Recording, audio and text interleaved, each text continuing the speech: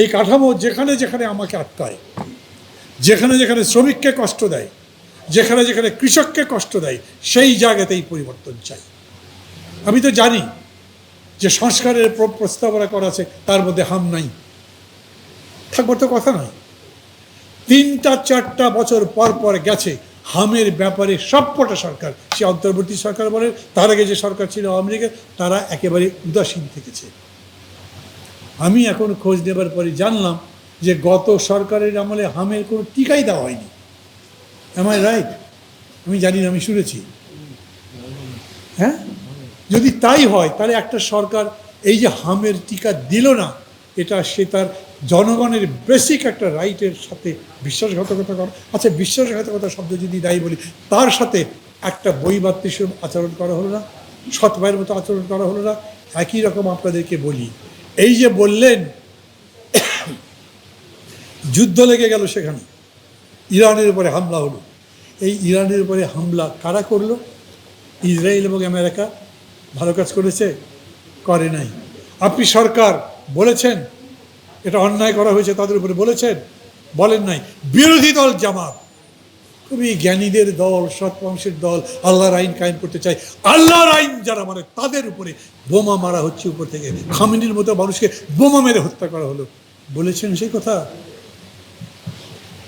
কাঠামোগত পরিবর্তন আর সংস্কারের কথা বড় বড় করে বলছেন, কিন্তু জীবন যেখানে, সেই জীবনের সাথে আপনি আপোষ করে ফেলবেন। ওরা যখন আমার উপরে এইরকম একটা অসম চুক্তি চাপিয়ে দেয়, তখন তার উপরে কথা বলতে পারেন না, তখন সরকার কথা বলতে পারে না। তখন আপনি আপনার তেল দরকার, রাশিয়া আপনাকে তেল দিতে চায়, কম দামে দিতে চায়, তারপরেও আপনি তার থেকে তেল দিতে সাহস পান না। যদি আমেরিকা রাগ করে, আমেরিকার কাছে চিঠি লিখেছেন, তুমি পারমিশন দিয়ে আমি তেল নেব, আমেরিকা পারমিশন দিয়েছে, তারপরে তেল দিয়েছে, ঠিক নয়? জামাতকে একবারও সেই প্রশ্ন করেছেন, কেন এরকম করলেন, কেন তাদের কাছে মাথা নষ্ট করলেন? ভারতের সাথে 25 বছরের চুক্তিকে গোলামের চুক্তি বলে দেশ কাঁপিয়ে দিয়েছিলেন, অথচ এখন যেটা হলো সেই নিজে একটা কথাও বলেন না।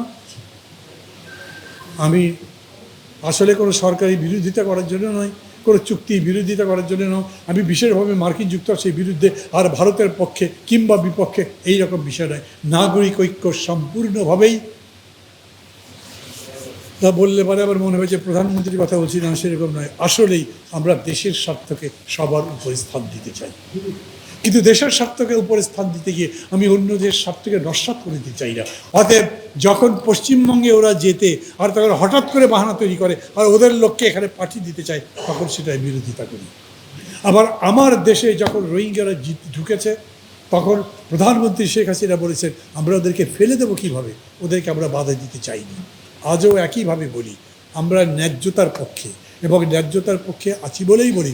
একটা বিতর্ক তুলে পার্লামেন্টটাকে একেবারে অকেজো করে ফেলা, পার্লামেন্ট শুনতে চাই এখন লোকে, ওর মধ্যে কিছু শেখার কিছু পাওয়া যায়, বরঞ্চ তার চাইতে মানুষ বাইরে মানুষের কথা শুনতে চায়, মানুষ পড়তে চায়, মানুষ আরও জানতে চায় সত্যি সত্যি কী হতে যাচ্ছে।